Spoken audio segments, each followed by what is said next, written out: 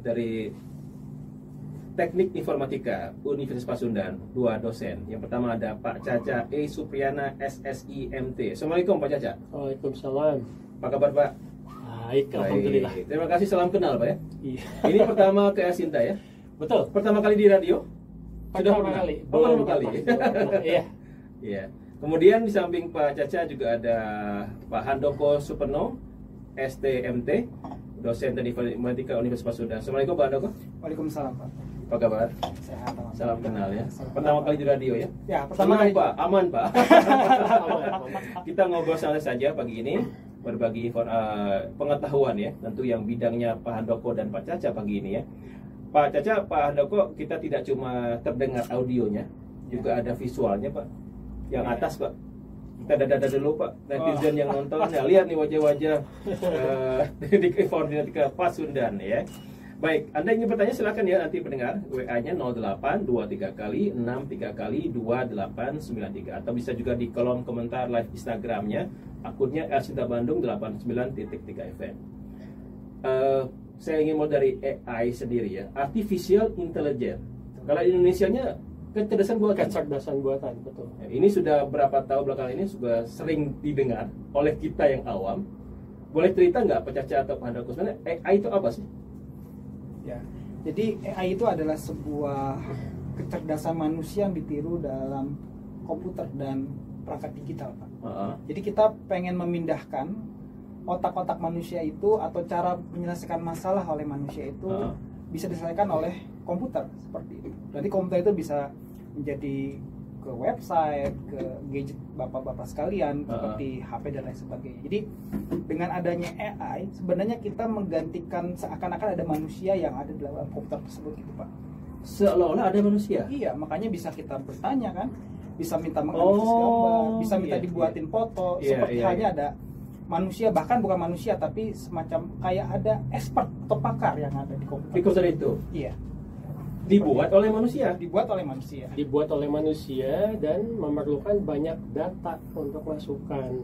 Kenapa dia bisa berkembang? Jadi pada saat kita misalkan bertanya sesuatu, dia akan mencari data, dan apa yang kita tanyakan itu disimpan menjadi sebuah Data baru. Pengetahuan mungkin ya, sehingga kenapa yang disebut sebagai kecerdasannya itu tidak akan stagnan, tetapi berkembang sesuai dengan data dan informasi serta interaksi dengan pengguna yang apa itu yang dia rekam.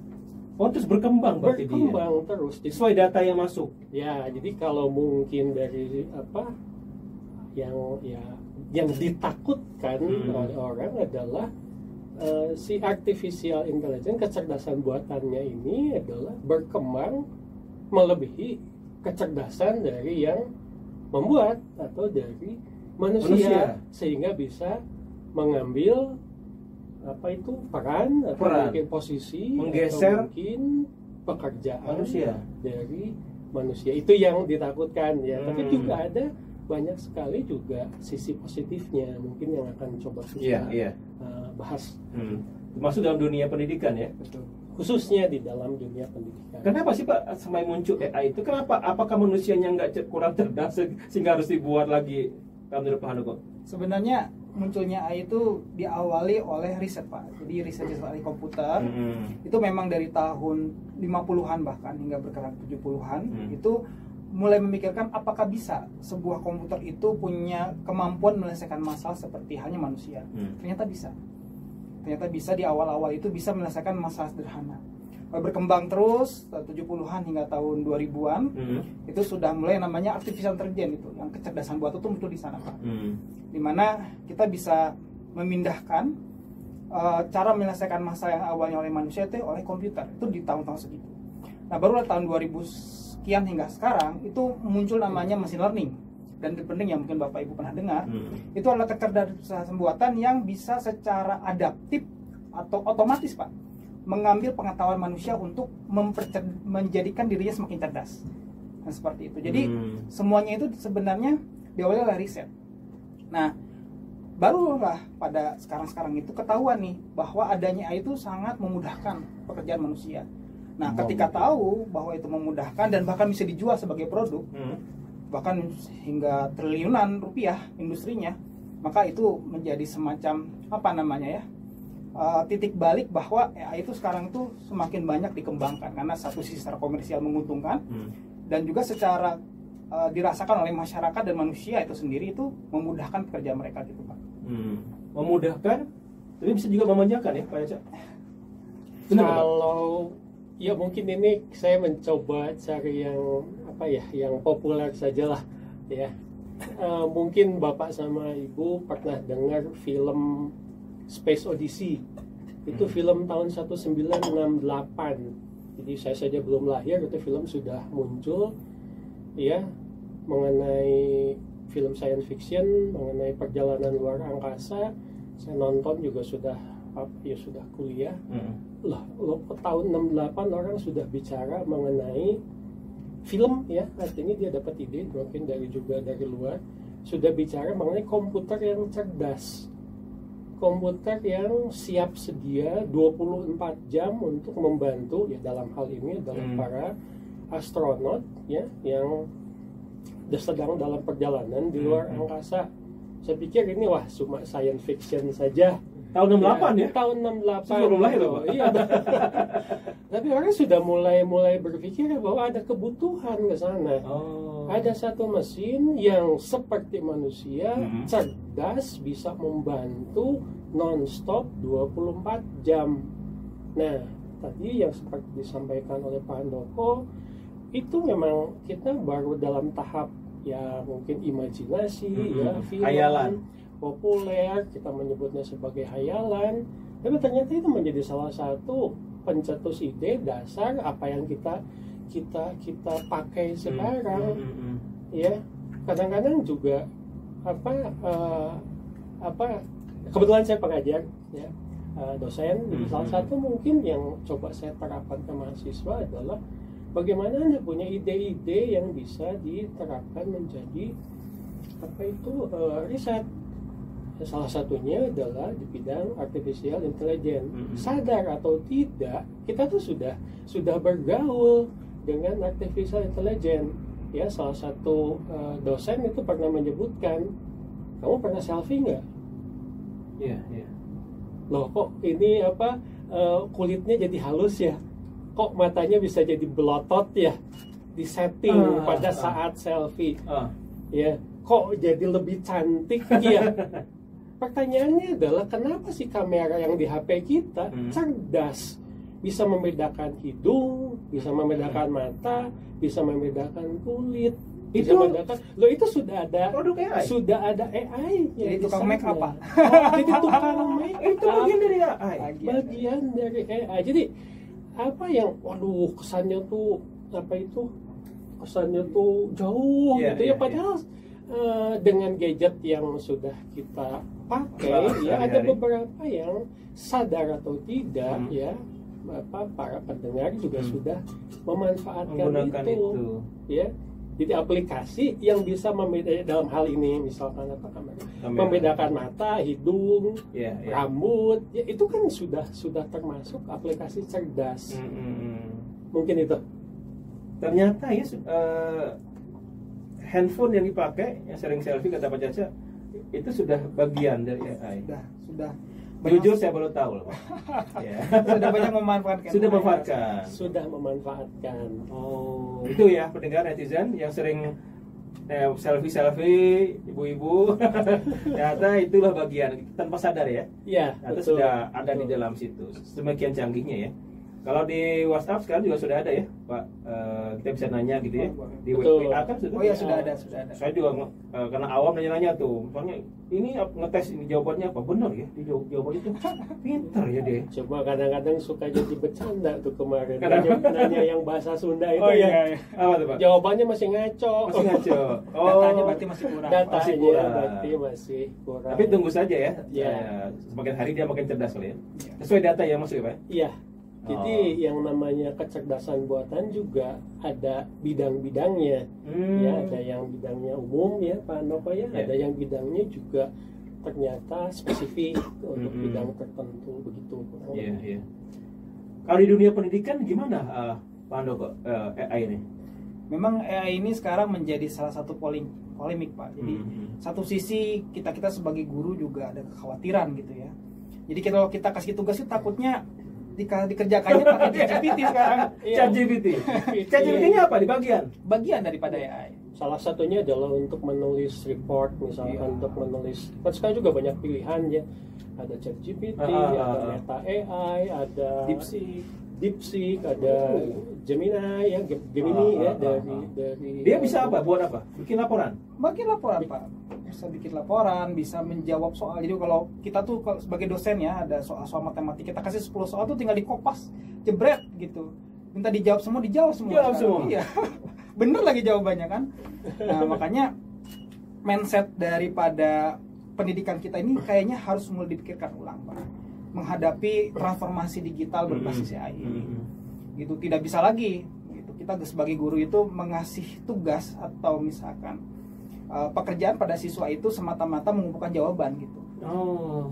Gitu. Iya. Jadi kita tuh harus sudah mulai mengajarkan pada siswa itu menggunakan AI sebagai sahabat mengerjakan tugasnya. Berarti kan tugas yang diberikan oleh guru harus lebih daripada itu. Tugas dari kita misalkan kita bisa ngajarin berbagai macam hal ya Pak Caca ya, seperti project base gitu. Jadi kita ini ada matematik, tolong cari ide misalkan gitu ya. Implementasikan matematik ini pada lingkungan kalian gitu. Gitu. Atau misalkan ya tentang ilmu sosial gitu ya. Itu yang bukan cuman menjawab soal-soal ekonomi gitu ya, tapi bagaimana mengimplementasikan pada masyarakat. Jadi kita harus naik level pemberian tugasnya pada siswanya gitu. Termasuk juga dosen, apalagi dosen sekarang harus sudah punya pemahaman yang cukup baik mengenai artificial intelligence. Bukan cukup baik, Pak, harus sangat baik ya, Le? Iya. Nggak boleh kelas sama mahasiswa dong ya? Iya. Jadi kalau melihat ya saya bicara bukan sebagai ahli AI ya, ini sudah lahannya Pak Handoko, tapi saya sebagai seorang pengajar, ada beberapa sekarang juga panduan mungkin ya untuk mengajar, misalkan dari PBB ya kalau tidak salah yang kita bahas kemarin tuh. Bagaimana mengajarkan artificial intelligence kepada siswa dan mahasiswa. Ada salah satu konvensi yang menyatakan bahwa hal yang pertama harus disampaikan dalam pengajaran itu adalah pengajarannya berpusat pada manusia. Jadi juga kenapa harus berpusat pada manusia?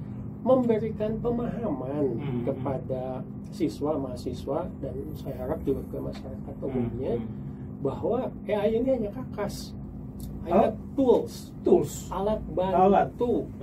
Iya, contoh misalkan pada mahasiswa disuruh bikin program sama Pak Handoko, bisa loh itu artificial intelligence bikin program sampai selesai. Problemnya adalah mahasiswanya ngerti paham tidak aplikasi yang dia buat. Kalau misalkan dia membuat dia kesulitan bikin aplikasi, terus dia minta bantuan artificial intelligence untuk bikin aplikasinya, dia pelajari aplikasinya sampai mengerti, itu bagus. Itu memang bisa menjadi alat bantu. Tapi kalau dia bikin aplikasi hanya untuk menyelesaikan tugas tanpa dia sendiri paham apa yang dia buat, lah ini kan menjerumuskan. Bahaya. Iya, bahaya. Pada saat saya sama Pak Handoko misalkan ngetes mahasiswanya, nggak bisa jawab. Nggak bisa ngejelasin. Loh, ini outputnya dari sini, kok inputnya begini, logikanya bagaimana? Diem, tidak bisa jawab. Lah itu kan kita bisa melihat ada aspek positifnya, ada aspek negatifnya. Lalu yang kedua, ini saya tidak akan bahas panjang-panjang, cuman yang menurut saya penting yang dua ini adalah etika. Kenapa? Bahkan dosen pun itu ada yang minta bantuan artificial intelligence, misalkan untuk bikin tulisan. Dosen bikin karya karya tulis. Serius, Pak? Iya. ya. Lah, ya bagaimana kalau Jadi misalnya lebih ke etika ya, Pak? ke etika. Jadi kita sudah masuknya ke ranah ciplak ya. Ini satu ya, apa itu? Jadi kalau misalkan ke artificial intelligence, ya silakan saja. Tetapi jangan sampai copy paste. Nah, kalau copy paste kan nanti ada ininya lagi, dan pasti ketahuan itu kalau dalam riset. Pasti Itu ketahuan. ada juga aplikasi-aplikasi lain yang bisa memeriksa hasil tulisan dari siswa mahasiswa, apakah itu buatan sendiri, buatan manusia atau buatan AI, atau dibantu atau copy paste dari artificial intelligence. Jadi ya ini tantangan untuk para dosen juga, jika misalkan mahasiswa mereka pakai aplikasi, kita juga pakai aplikasi. Mereka pakai aplikasi untuk membantu bikin laporan, kita pakai aplikasi yang bisa memeriksa apakah laporannya memang mereka sendiri yang buat atau copy paste atau dengan bantuan artificial intelligence. Sampai saat ini kalau kita melihat beberapa aplikasi AI itu polanya masih kelihatan, pola cara dia menulis ya. Tetapi pada saat saya coba-coba DeepSeek, made in China ya saya sebut made in China. Semoga kita di bidang AI bukan cuma jadi penonton tapi juga yang ini. Waduh, ini kok sudah user friendly begini ya, sampai ada beberapa penelitian yang menyebutkan ini orang banyak yang sudah berteman nih dengan AI. Ngobrol. Kenapa saking ya, saya seperti ngobrol dengan Bapak sekarang, dengan Pak Handoko, apalagi sudah didukung dengan voice recognition, bisa ngobrol begitu. Kita tanya dia jawab, nyambung ya. Tapi ternyata itu juga tidak sehat katanya. Karena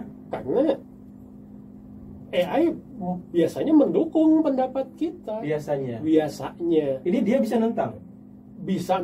Tapi kebanyakan sepertinya baik-baik saja.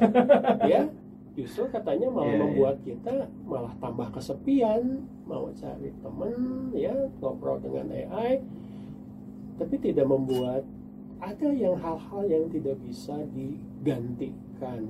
Nah, jadi poinnya adalah tadi AI itu sebagai kakas, ya terkhususnya di bidang pendidikan.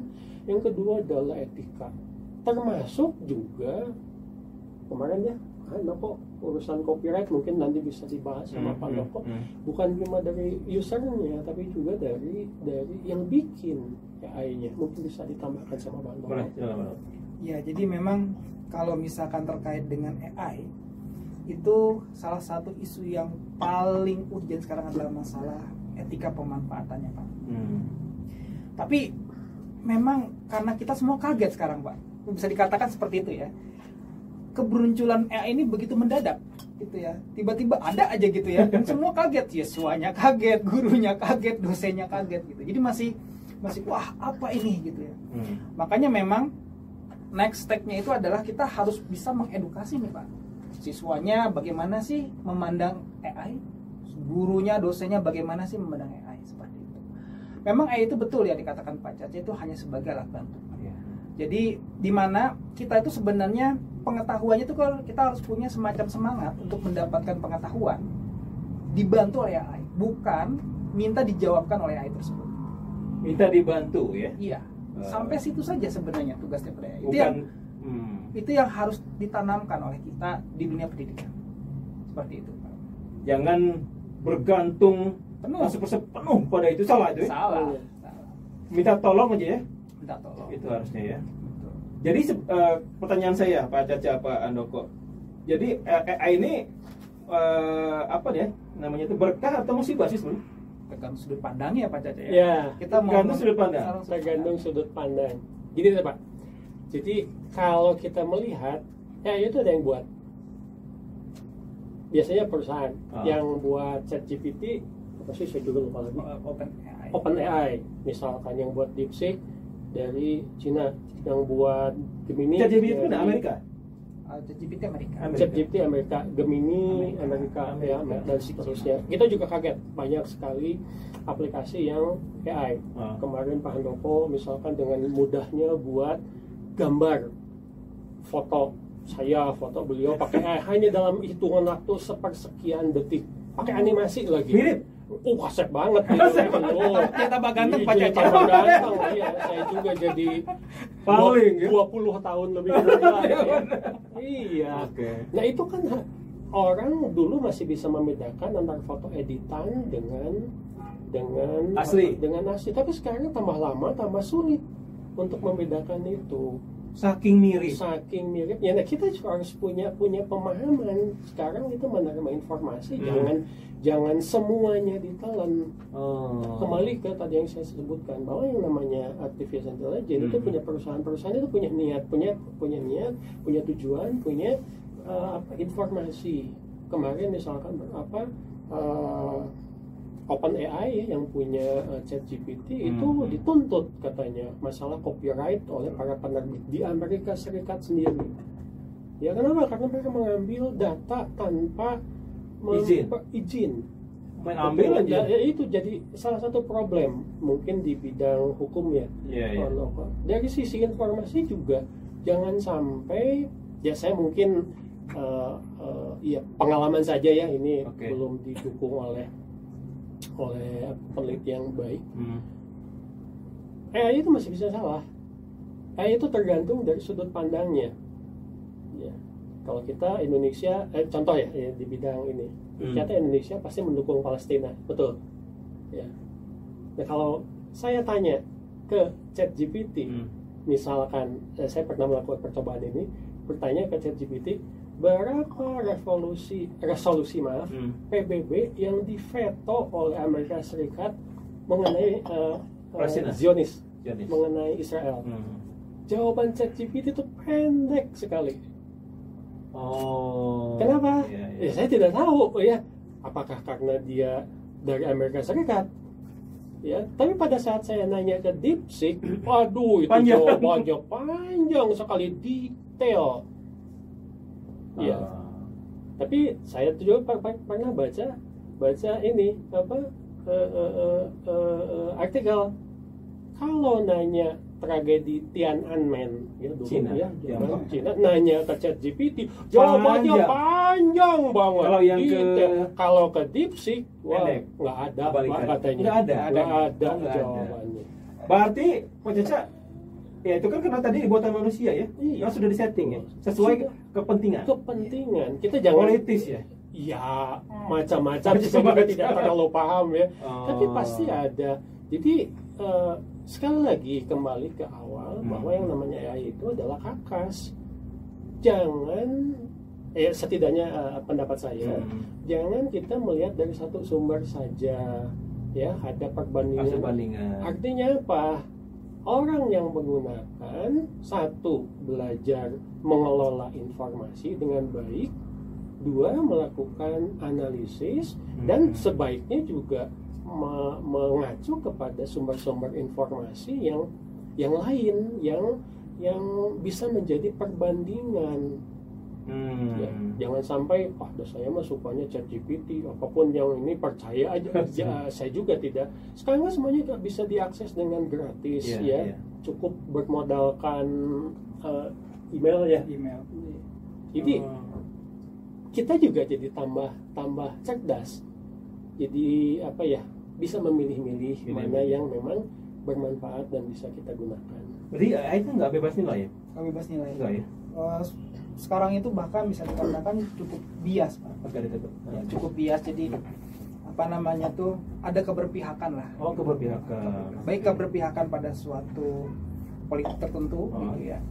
Karena dibuat oleh negara itu seperti yang ceritakan Pak Caca tadi, maupun keberpihakan secara personal. Jadi kalau misalkan itu dikatakan Pak Caca itu seakan-akan dia mendukung kita. Jadi dia mencari-cari data dan fakta yang mensupport gitu. Pendapat kita gitu. Nah, itu juga bisa salah satu jadi isu Pak, secara emosional dan kejiwaan psikologis gitu Pak. Makanya salah satu hal yang penting di pendidikan itu adalah edukasi Pak. Edukasi tentang apa itu AI kepada para siswa dan guru kita gitu. Supaya bisa memandang AI itu hanya sebagai tools. Gitu. Karena kalau tidak bantu ya. Iya, karena kalau apalagi adik-adik kita nih yang masih kecil-kecil Pak, di SD sudah terpapar ChatGPT gitu.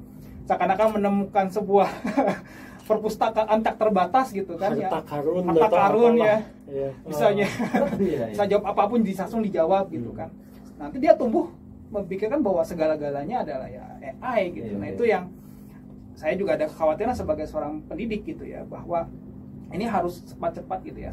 Pemerintah itu harus ada semacam mata pelajaran edukasi digital, wawasan digital, digital thinking, untuk bisa menempatkan secara proporsional teknologi dan manusia itu seperti apa baiknya. Sampai hari ini belum? Masih sangat terbatas, hanya di beberapa tempat saja Pak ya. Ya, tidak harus semua. ada rule yang jelas mengatur juga. itu.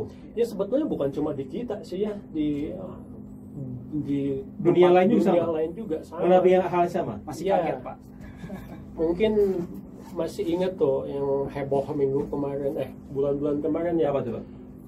Foto diubah menjadi gaya kartunnya Studio Ghibli. Gaya kartun Jepang manga foto kita.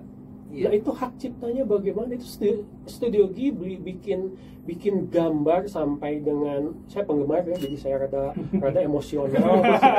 Ya, saya penggemar film Totoro, saya penggemar film jadi ya, emosi nih Pak ya? dari Miyazaki ya. Mereka itu bikin gambar stylenya seperti itu dalam waktu puluhan tahun. Sudah jadi. Nah ini main ambil saja tanpa ada royalti, tanpa royalti. Bisa dituntut Pak? Lah seharusnya bisa. Hak cipta ya. Tapi kan ini yang bikin di Jepang, yang ngambilnya dari Amerika. Lah ini butuh hukum internasional yang cukup kompleks ya. Eropa dengan Amerika juga ternyata tidak sepakat, misalkan dalam aturan-aturan pemanfaatan AI dan seterusnya. Nah, hal-hal seperti ini memang menjadi tantangan kita, ya. Di satu sisi kita memang pengguna, di satu sisi juga kita seharusnya bisa memanfaatkan, menambah kecerdasan masyarakat, khususnya siswa dan mahasiswa. Jangan hanya jadi pengguna dan penonton saja. Jangan jadi pengguna penonton, tapi harus juga jadi kita mengembangkan risetnya lah, tulisan ya, membuat kita menjadi lebih cerdas. Jangan cuma jadi pasar Pak. Betul. Kita tuh kan misalnya sama ini pasar ya. Pasar yang sangat luar biasa menggiurkan buat dunia ya. Betul. Kemarin kalau tidak salah saya baca satu survei, orang Asia itu punya kecenderungan lebih toleran terhadap artificial intelligence. Lebih toleran. Iya, bisa menerima. Itu di atas 50, terutama dibandingkan Eropa Amerika. Dibandingkan dengan Eropa dan Amerika.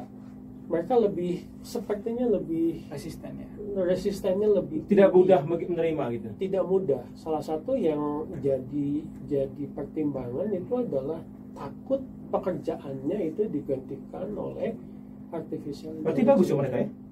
Ya lebih berwawasan Pak. Mungkin lebih berwawasan, atau saya juga lebih hati-hati. Ya lebih hati-hati. Oke. Harusnya begitu ya? Takut juga saya pikir tidak perlu. Ya. Tapi perlu. seperti juga penggunaan aplikasi apapun, ya harus paham, harus waspada. Ya logikanya semua orang punya HP sekarang, ya. Tapi tetap aja pakai HP juga mesti waspada. Jangan-jangan nanti ada yang nelepon terus, pusing Pak, spam atau pasti apa? Nawarin, nagih utang, nggak pernah berhutang, kita lagi punya utang. Di mana? Gitu ya, benar Pak? Jangan-jangan ada orang kirim file link, ternyata nanti negatifnya itu ya, pada nguras rekening. Betul. Tetap kita harus waspada dan harus punya ilmunya, harus punya pengetahuan. Iya. Kebayang ya kalau nggak punya pengetahuan. Betul, Pak.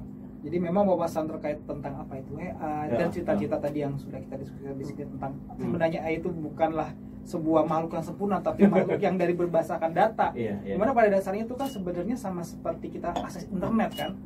Cuma yang selama ini kita googling cari sendiri, ini dicariin dan disimpulkan, diberikan jawabannya pada kita.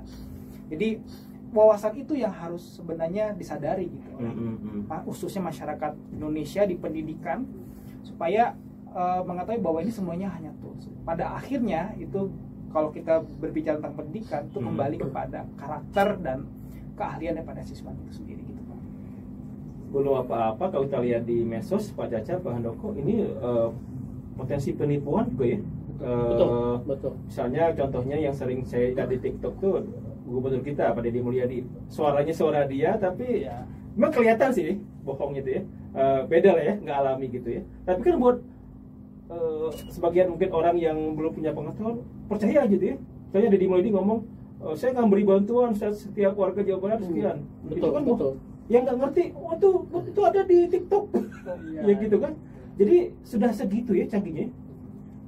Ada foto apa ya, misalnya Pak Soekarno, Bung Karno, Bung Hatta duduk satu meja ngobrol gitu. Itu juga AI ya? Iya, betul. Saya paling seneng lihat video kucing lagi masak, Pak. Kucing lagi masak. Iya, saya penggemar kucing ya. Itu kan tidak mungkin.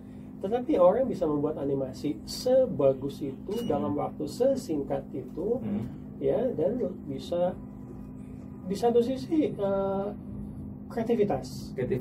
Ya, tapi masyarakat juga harus paham.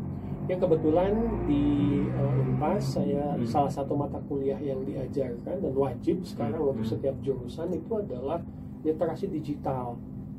Dan ini harus dipahami bukan hanya oleh siswa dan mahasiswa, tapi oleh masyarakat umumnya. Mata kuliah literasi digital. Salah satunya adalah berkaitan dengan pemanfaatan artificial intelligence, pemanfaatan gadget, aplikasi, ya, menghindari kita dari akibat-akibat negatif. Ya. Okay. Bukan tidak mungkin nanti ada orang yang misalkan tadi ya buat mempelesetkan kata-kata para pejabat dengan bantuan kecerdasan buatan, ujung-ujungnya nanti ditangkap polisi karena melanggar UU ITE, misalnya kata menghasut, menyebarkan berita bohong. Tapi kayaknya bisa ke sana loh, Pak. Kemungkinan besar saya takutnya seperti itu. Makanya orang-orang jahat tuh ada ya? Ada, Pak. Banyak ternyata. Banyak, Pak. Yang menggunakan teknologi tinggi untuk kejahatannya itu banyak sekarang. Jadi ini dampak negatif ini ya? Dampak negatifnya. Betul. Dan banyak orang tidak bermoral sih. Kalau semuanya berakhlak baik, saya pikir justru manfaat ya. Kalau ini sih mudarat ya.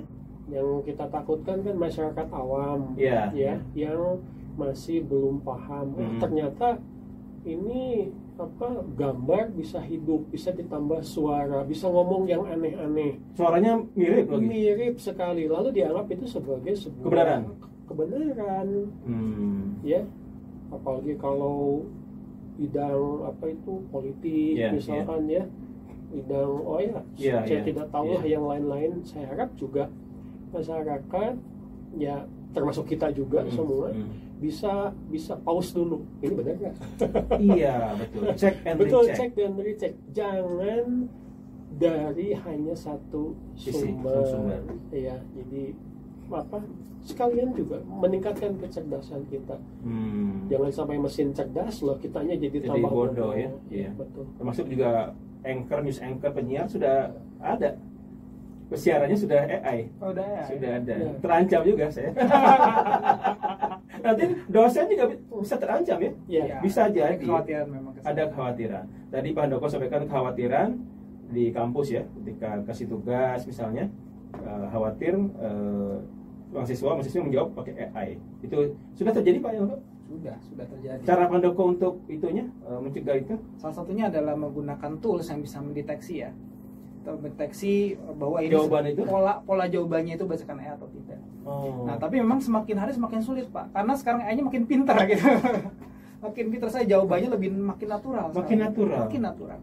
Nah, makanya salah satu yang paling efektif itu ya, tapi memang sangat melelahkan itu adalah mengetes pemahaman siswanya satu persatu. Padahal seperti itu. Atau kita ambil sampling lah. Gitu. Kita pengen tahu ini pemahamannya. Kalau misalkan dia jawabnya bagus, dia nggak bisa jelasin, pasti kan kita curiga ya. Kenapa seperti itu? Nah, makanya salah satu solusinya tadi, daripada kita capek, kita mendorong sebuah tugas yang membuat siswa itu mengerjakan sesuatu yang di atas hanya sekedar menjawab gitu, Pak. Tapi dia melakukan sesuatu. Contohnya apa, Pak? Nah, seperti project base. Tugas-tugas yang berbasis project. Misalkan kita suruh bukan bikin program misalkan kalau di bidang IT ya, tapi suruh untuk membuatkan program untuk sebuah UMKM misalkan. dimana dia harus benar-benar ketemu sama UMKM-nya, pelakunya, terus mendapatkan feedback tentang kebutuhannya. Berarti kan dia kan ngulik kan, itu ngulik. Dan nanti kalau misalkan dia cuma kopas, kemungkinan tidak sesuai kan dengan UMKM kebutuhannya. Dia harus ngedit sendiri. Nanti kita memaksa gitu, memaksa siswa untuk mempush dirinya sendiri. Ya akhirnya secara tidak langsung menggunakan AI sebagai tools, tapi dia sendiri mendapatkan pengalaman dan skill yang diperlukan. Seperti itu. Berarti dunia kampus harus lebih cerdas, Pe. Iya. Betul. Kalau enggak, waduh, bisa diakalin mahasiswanya ya. Pinter-pinter masa Harus sekarang. pinter-pinter ya. Ternyata ada juga yang belum paham menggunakan KK. Saya pernah punya pengalaman, ada mahasiswa saya nanya ke utara, dia jawab ke selatan dalam bahasa Inggris yang lengkap. Waduh, curiga, Pak? Ya bukan curiga lagi, Sudah bisa dipastikan. Ini sudah bisa dipastikan ya. Ini dengan segala rupa gadget ya, dia bisa memanfaatkan itu. Yang lebih prihatin tadi Pak Caca sampaikan, kalau ada level dosen sendiri yang plagiarisme ya. Iya, betul. Terjadi, Pak? Saya tidak tahu di tempat lainnya, moga-moga saja tidak terjadi. Tapi memang sekarang lambat atau cepat bisa diketahui. Sudah banyak juga Kakas yang bisa memeriksa apakah ini tulisan sendiri ya, atau memang dibantu dengan artificial intelligence. Tetapi yang menurut saya berkah untuk para dosen, para peneliti, ini adalah banyak pilihan yang kita bisa manfaatkan untuk memperluas wawasan dan mencari sumber-sumber untuk melakukan penelitian. Ya, misalkan ada artificial intelligence yang secara spesifik membuat semacam peta pengetahuan, knowledge map. Saya mau meneliti mengenai bidang A. Kira-kira tulisan mana saja ya yang kita bisa manfaatkan untuk bidang A ini, misalkan. Kita tinggal nanya saja, memasukkan keyword kata kunci ke kayak kayak kita masukkan pencarian di Google. Lalu kita akan dibuatkan satu mengenai ininya petanya. Dua, di dalam peta itu ada tulisan-tulisan jurnal internasional dan nasional yang bisa dengan mudah langsung kita akses. Ya, tapi kan pada akhirnya si jurnal tersebut harus tetap kita baca. Nah, harus kita baca, harus kita intisarikan supaya. Tapi prosesnya itu akan menjadi semakin cepat. Ya, bayangkan kalau zaman baheula kita harus masuk perpustakaan, cari buku, baca buku, atau sekarang kita harus browsing lama cuma untuk cari. Nah, sekarang sudah banyak yang seperti itu. Nah, itu aspek positifnya menurut saya.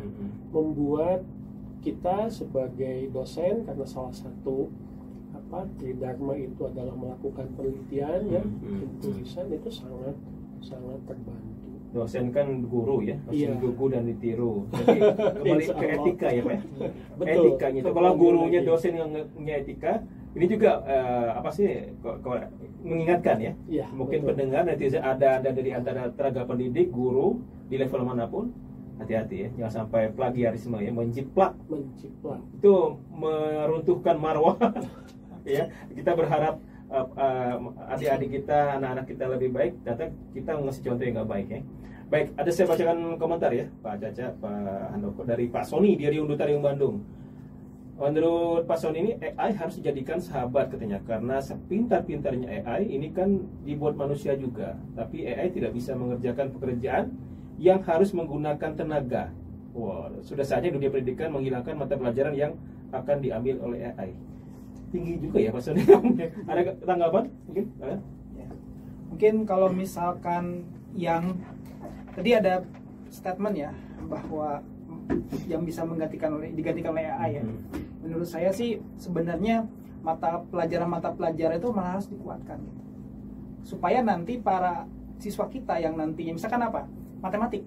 Matematik itu sekarang bisa dijawab semuanya oleh AI. Tapi apakah harus digantikan? Tidak ada oleh AI gitu ya. Menurut saya justru harus diperkuat matematiknya, sehingga nanti muncul guru matematik yang bisa menggunakan AI sehingga tambah wawasan makin luas dan menyelesaikan masalah-masalah yang kompleks gitu. Yang jadi masalah adalah ketika nanti muncul permasalahan, ternyata siswa-siswa kita matematiknya lemah, tidak bisa menyelesaikan masalah itu secara matematis, akhirnya minta tolong dan pasrah pada AI. Itu masalahnya. Tapi kalau misalkan dia punya pengetahuan yang cukup dan tadi sampai punya kemampuan untuk menjadikan AI sebagai sahabat, menyelesaikan masalah matematis, justru itu yang diharapkan. Jadi sahabat, bukan akhirnya larinya ke, aduh nggak bisa jawab, bukan begitu ya? Bukan begitu. Pak Caca, menambahin? Ya mungkin kayak kita jadi teman diskusi gitu loh. Kan diskusi kita bisa menolak, bisa menerima. Ya, jangan dijadikan sebagai bos. Aku maha bos gimana bos aja. Saya mengikut begitu. Ya. Sekali lagi mengingatkan, ini kakas, ini harus dipelajari ya.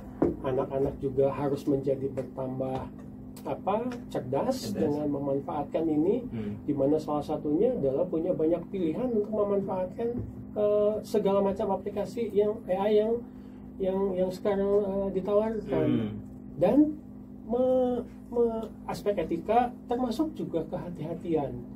Ini mungkin jadi contoh saja ya. Ini pendapat pribadi ya.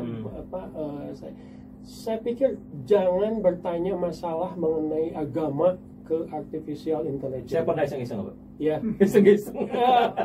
Menurut saya sebaiknya langsung ke sumber-sumber. Ini contoh saja ya, dalam satu kasus. Kan saya pernah melihat ada sebuah AI yang kesulitan membedakan antara ayat dengan hadis. Ini kan bahaya.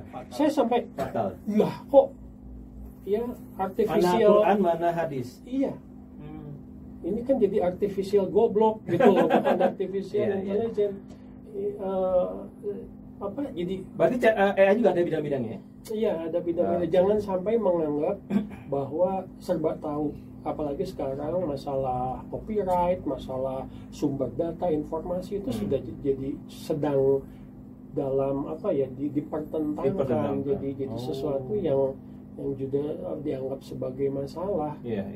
Ya, bagaimana misalkan sekarang orang yang tidak bisa menggambar tapi bisa bikin komik.